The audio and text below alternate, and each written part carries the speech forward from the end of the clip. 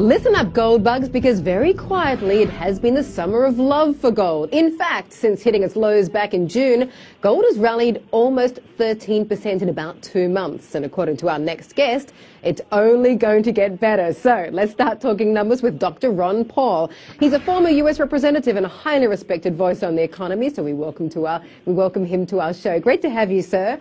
Dr. Paul, you know, as we just mentioned, gold has had a great run over a number of years, but a lot of that run has come amid dollar weakness. How much do you think the weak dollar has boosted gold, and to what extent do you see it going higher? Well, I think eventually gold is going to be a lot higher. Depends on when they turn off the money machine. But the market hasn't discounted the amount of money that's been created, since the crisis of 2008. Sure, the gold has been going up for the past 12 years, except for this year, it hasn't gone up. But it's been going up because of this incessant printing of money and creating of credit and all the problems that they create.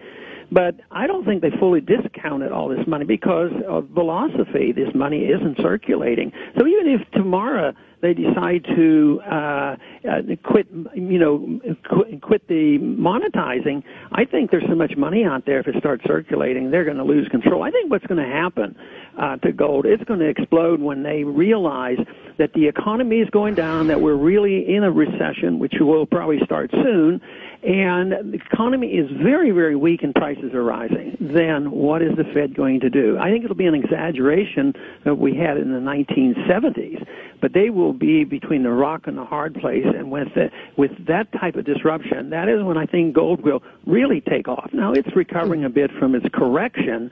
I think that will continue, but I'm not in the business of saying I know next year what it's going to be or next month or whatever, but it has to go up because the dollar has to go down. They've been doing it systematically, steadily for 100 years, and they took $1 and eliminated 98% of its purchasing power, and they're doing that more rapidly than ever, but it just hasn't been fully discounted. And when it is, gold is going to be much, much higher. Mind you, you're very bearish on the economy, and not everybody shares that view, right? So with all due respect, and obviously in the last couple of years, gold has increasingly become a retail product. So does it concern you that retail investors have been burned by the latest sell-off and potentially could get burned again?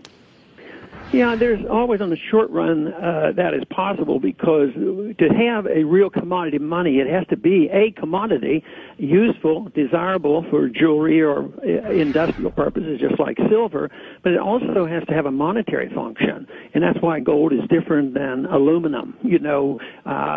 Industrial supply and demand will dictate that price, but not for gold. So there'll be a lot of variables involved, but ultimately, for 6,000 years, gold has been money. I believe it has been acting as money, but it's probably been more acting, with retail purchases and the people who are anticipating the market and are the traders. It's a reflection. But there will be a day when people will resort to gold once again, when they lose confidence in the dollar and all the fiat currencies, unless somebody else comes along with a strong currency and actually links it to gold. And right now, the gold is leaving the West, the European countries as well as United States. The gold actually leaves this area and goes east. So someday there may be a currency that people would want to buy, but ultimately the gold will prevail. Exactly when that's going to happen is another matter. Indeed, we will see. In the meantime, let's change topics. I want to talk about your new online network. It's at www.ronpaulchannel.com. Tell us very briefly, sir, what the network is about and why you decided not to choose to do a traditional media show.